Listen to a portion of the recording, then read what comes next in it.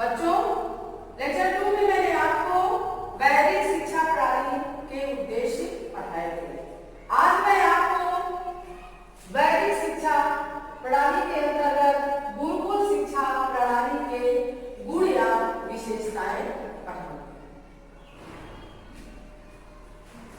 वैदिक काल में बच्चों कोई भी कार्य बिना संस्कार के नहीं होते थे। 16 संस्कार होते हैं। विभिन्न अवसरों पर ये संस्कार मनाए जाते हैं। आपने पहले पढ़ा कि उस समय विद्यालय और महाविद्यालय नहीं होते थे। आश्रम या गुरुकुल में बच्चे शिक्षा प्राप्त करते थे। माता पिता बच्चों को गुरु के पास ले जाते थे और उपनयन संस्कार के पश्चात ही गुरु उनको आश्रम में रखते थे और उनका शिक्षा का कार्य होता था। उस समय बच्चे को अंतेवासी कहा जाता था। क्या कहा जाता था बच्चों? अंतेवासी। इसके बाद आता है आपका विद्यारंभ संस्कार। वैदिक काल में हर कर्मकांड धार्मिक अनुष्ठान के अनुरूप ही होता था। तो जब बच्चे की शिक्षा प्रारंभ होती थी तब उसका विद्यारंभ संस्कार किया जाता था। इसको अक्षर स्वीकरणम भी कहा जाता है। क्या कहा जाता है? अक्षर स्वीकरणम।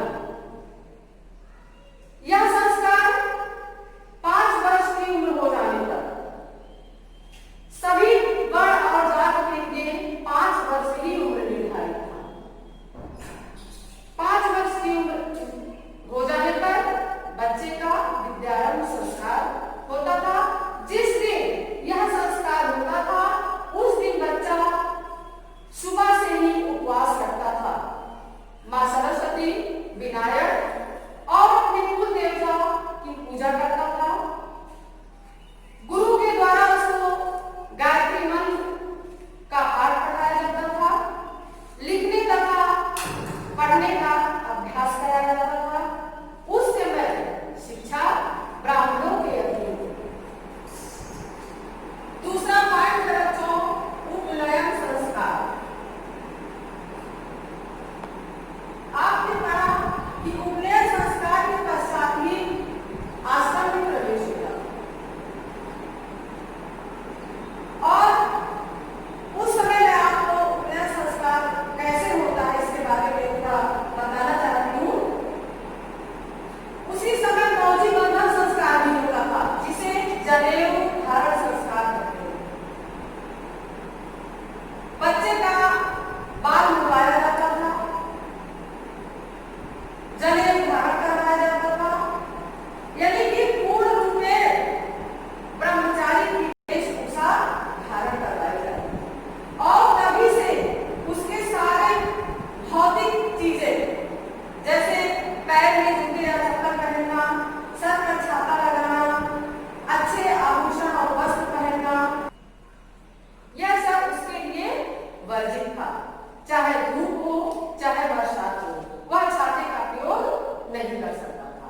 उस समय छात्रों का जीवन बहुत ही कठोर और सादा जीवन तथा उच्च विचार ऐसी भावनाएं छात्र धारण करता था और पूर्ण रूप में अपना भौतिक जीवन त्याग कर आध्यात्मिक जीवन धारण करता था। उपनयन संस्कार के बाद बच्चे की शिक्षा प्रारंभ होती थी। यहाँ मैं आपको बता दूं कि उस समय उपनयन संस्कार के लिए विभिन्न वर्णों के बच्चों की उम्र निर्धारित थी। जैसे ब्राह्मण के बच्चे का उपनयन संस्कार 8 वर्ष की उम्र में होता था। क्षत्रिय के बच्चे का उपनयन संस्कार 11 वर्ष की उम्र में होता था और वैश्य के बच्चे का उपनयन संस्कार 12 वर्ष की उम्र में होता था। उस समय शूद्रों को शिक्षा ग्रहण करने का कोई अधिकार नहीं था। आगे पॉइंट बच्चों, सार्वजनिक तथा निःशुल्क शिक्षा।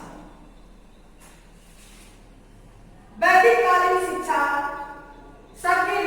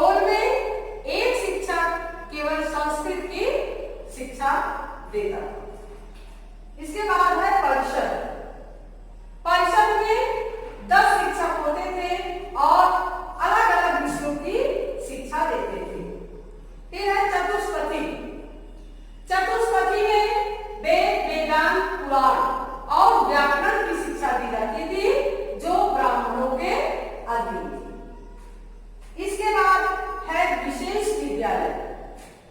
वैदिक काल के इतिहास को पढ़ने से ये पता चलता है कि उस समय के विषय विशेष के लिए अलग अलग गुरुकुल की व्यवस्था थी। जो छात्र विषय विशेष की शिक्षा ग्रहण करना चाहता था उसको वो सुविधा दी जाती थी, जैसे चिकित्सा शास्त्र, सैन्य शास्त्र और क्रीड़ा शास्त्र, अनेक प्रकार की विशेष विषय की शिक्षा के लिए भी गुरुकुल की व्यवस्था की गई।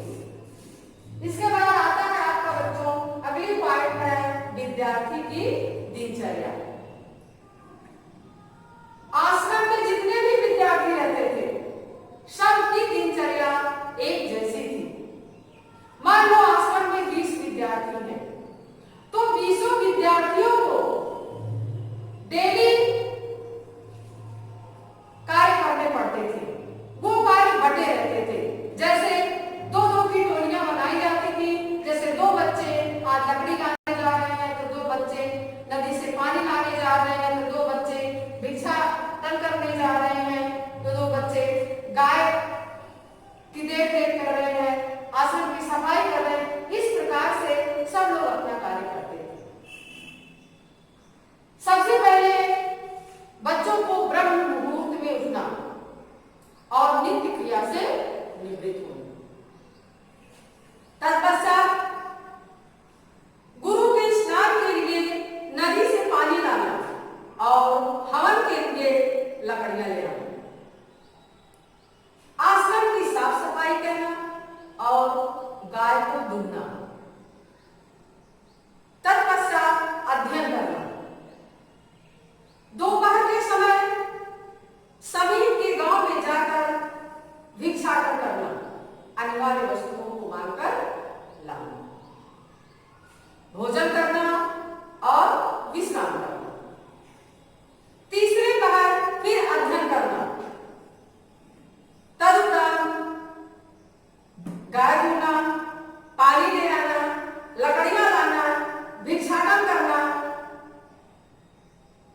इसके बाद भोजन करना। रात्रि के समय जमीन पर सोना,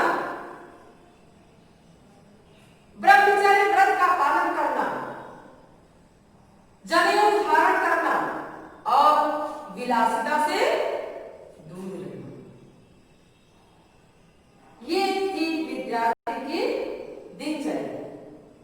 इसके बाद है भिक्षावृत्ति या भिक्षाटन।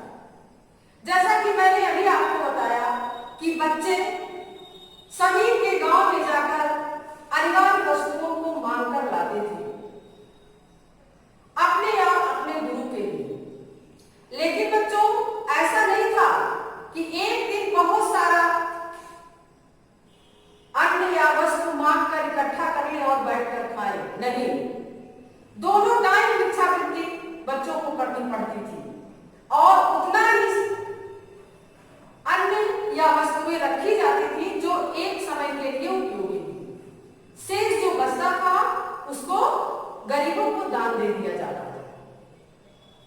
उस समय भिक्षावृत्ति को कोई बुरा नहीं मानता था।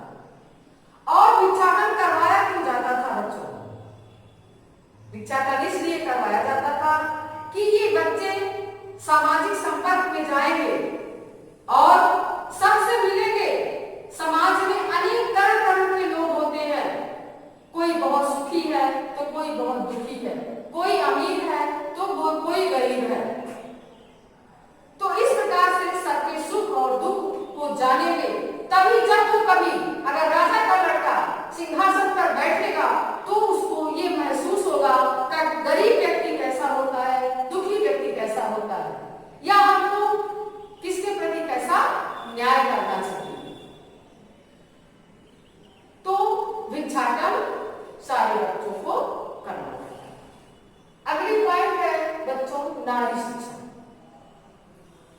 वैदिक काल में स्त्रियों की शिक्षा की कोई विशेष व्यवस्था नहीं थी। राजा महाराजा, सम्राट लोग, संपन्न लोग शिक्षकों को अपने घर पर बुलाकर अपनी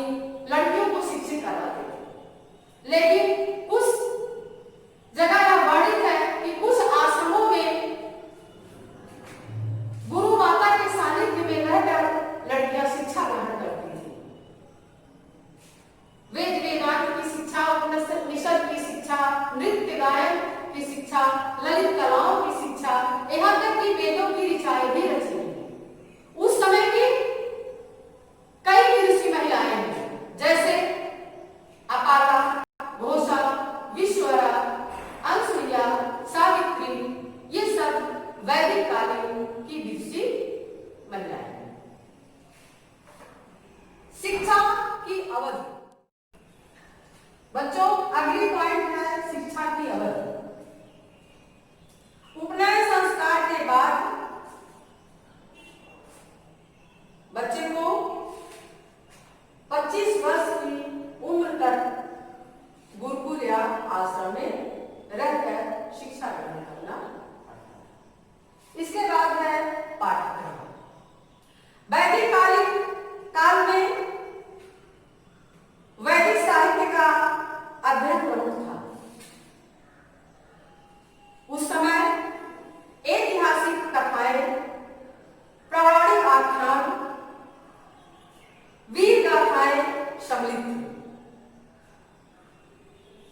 उस समय परा और अपरा,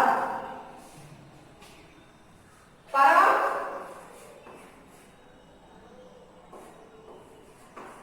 अपरा, इन दो विधियों को सम्मिलित किया गया था। परा का अर्थ होता है आध्यात्मिक और अपरा का अर्थ होता है भौतिक। परा के अंतर्गत वेद, वेदांत, पुराण, साहित्य, दर्शन आदि सम्मिलित थे और अपरा के अंतर्गत इतिहास, ज्योतिष, भूगोल विज्ञान, प्राणी शास्त्र, रसायन शास्त्र, तर्कशास्त्र, अर्थशास्त्र, ललित कलाएं आदि शामिल। फिर अगली पॉइंट बच्चों, शिक्षण विधि। वैदिक काल में शिक्षण विधि मौखिक थी। अक्षरशः प्रातः काल